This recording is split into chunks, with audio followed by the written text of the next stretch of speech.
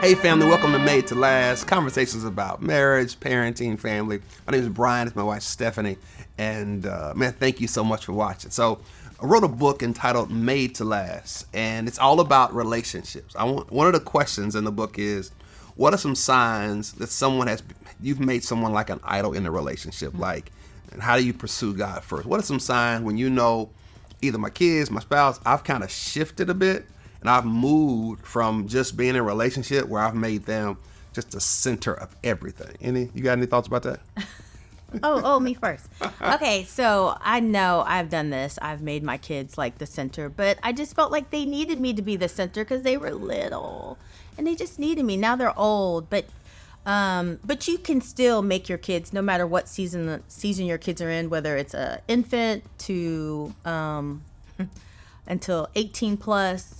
I think the perspective is recognizing and putting some boundaries in your marriage to make sure that kid doesn't become the idol. But I think we have to really define that, because my baby needs me. Right. So I don't think it's just even a baby, right? You can be dating somebody and they just become the center of everything, right? You could be newlywed, you could be the baby. Like, I do think parents, good job. You're right. Right. I do think it can happen at any juncture. I just think whenever it is, when that becomes just the sole focus, right?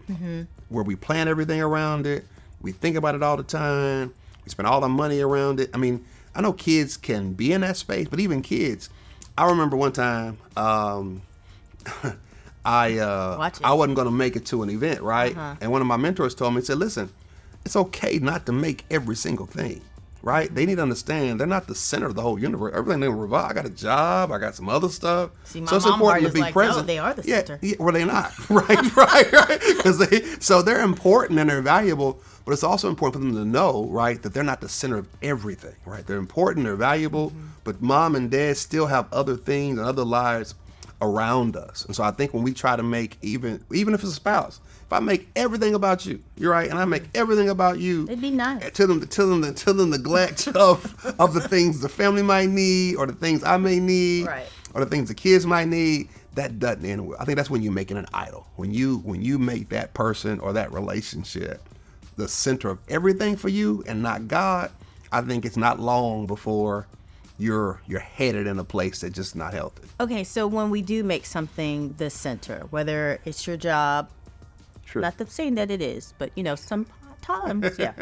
Whether it's your job, whether it's kids, whether it's your spouse, and so on, how do you recognize that you made it the idol? Is it up to the other spouse to say, you're doing a little bit too much? Right, I think it's helpful, right? I think it's helpful if one of you can say, hey, man, or if you have friends, right, and just say, hey, it just seems like you're a little bit, right?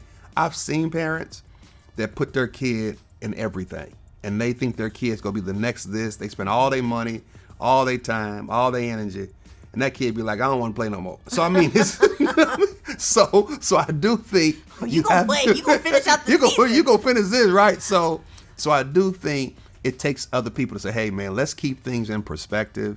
Let's keep things. So you're let's saying, not get out of that. So you need people helping you, right? Okay. You got to check yourself too, right?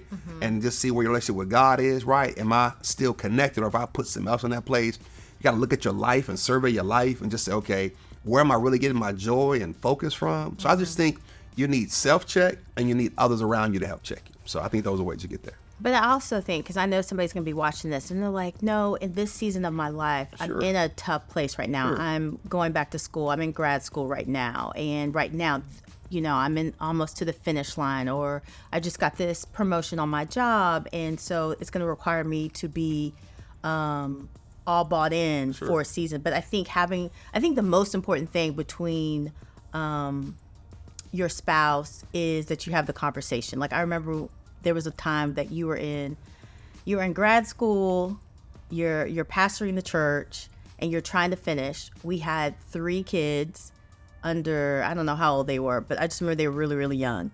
And I remember you said, hey, you're not going to see me for a minute. Yeah, I said, give me a year. Let me zero in. You'll see me, but I'm going to be in class full time. I'm going to be working full time to get out of here. So I won't be as available as I had been. So if you can help me do that, I'm good. And I think also putting like a time frame and putting that in perspective. But the main thing is we had a conversation instead of now. If you kept that same pace, I don't know if Right. if you had So kept that same pace where, no, I'm, now I got this degree. Now I'm going to start working on this, and I'm not going to be here. Yeah, I think that's a conversation to have. right. So I fully agree. I think you can make an idol out of anything. Right. Out of school, out of your house, out of your stuff y'all want to do, out of the kids, out of your job, anything. And I think you're right. And there are seasonal things when you do have to prioritize something. However, I think it's all about perspective and making sure that we keep God first, right? We never want to put anything in the place of God. So, but no, I think you're exactly right. There's seasons and priorities, and you got to know how to shift and work through it together. Man, thank y'all so much for watching Made to Last. You can like, comment, share, help keep the conversation going around what does that really mean? Like, how do you know it's an idol? And if it does become one, how do you make the shift to get your life back in the right order? Man, thank y'all so much for watching Made to Last.